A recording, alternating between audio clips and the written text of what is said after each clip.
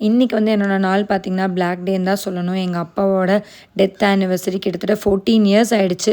இந்த 14 வருஷம் போயிடுச்சா அப்படின்னு நினைக்கும் போதே எனக்கு வந்து அவ்வளோ கஷ்டமாக இருக்குது. என்னதான் இருந்தாலும் நாங்கள் இந்த நிலைமைக்கு இருக்கிறது அவரும் ஒன் ஆஃப் த காரணம்னு தான் நான் சொல்லுவேன். என்னதான் இருந்தாலுங்க அப்பா, அம்மா யாராவது ஒருத்தர் இல்லைனாலும் அதில் அந்த காலகட்டத்தை கடந்து வந்து எவ்வளோ கஷ்டன்றது வந்து நான் இந்த 14 வருஷமாக நான் அனுபவிச்சிருக்கேன். ஒரு ஒரு மாதமும் ஒரு ஒரு நாளும் ஏதாவது ஒரு இன்சிடென்ட் நடக்கும்போது நமக்கே நம்ம அப்பா இல்லை அப்படின்ற அளவுக்கு நான் ஃபீல் பண்ணியிருக்கேன். அது என் வீட்டு ஆளுங்களுக்கு நல்லாவே தெரியும். என் அம்மா வந்து இன்றைக்கி காலையில் கால் பண்ணிவிட்டு வாங்க பாப்பா சாமி கும்பலாம் அப்படின்னாங்க.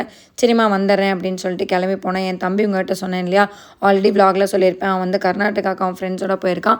அவன் நேரமோ என்னமோ பாவம் அவன் தட்கலில் போட்டிருந்த ட்ரெயின் டிக்கெட்டும் வந்து கேன்சல் ஆகிடுச்சு. அதனால் அவன் டைமுக்கு வர முடியல. எங்கள் அம்மா ரொம்ப ஃபீல் பண்ணாங்க. உடனே பிரபா பார்த்துட்டு நீ வீடியோ காலில் வா அப்படின்னு சொல்லிட்டு வீடியோ காலில் பார்த்தோம். எங்கள் அம்மாவுக்கு அதுக்கப்புறம் தான் கொஞ்சம் ஹாப்பியாக ஆனாங்க. சரி எல்லோரும் பூஜை அட்டன் பண்ண மாதிரி ஃபீல் பண்ணாங்க. அம்மாவும் அவரும் போய் மேலே காகத்துக்கு சாப்பாடு வச்சுட்டு வந்தாங்க. எப்போயுமே தம்பி தான் ஒரு இலை சாப்பிடுவான். இன்றைக்கி அவர் சாப்பிட்டாரு. மிச்சம் இருக்கிற 2 இலையை நாங்கள் சாட்டிஸ்ஃபைடாக சாப்பிட்டு சாமி கும்பிட்டோம்.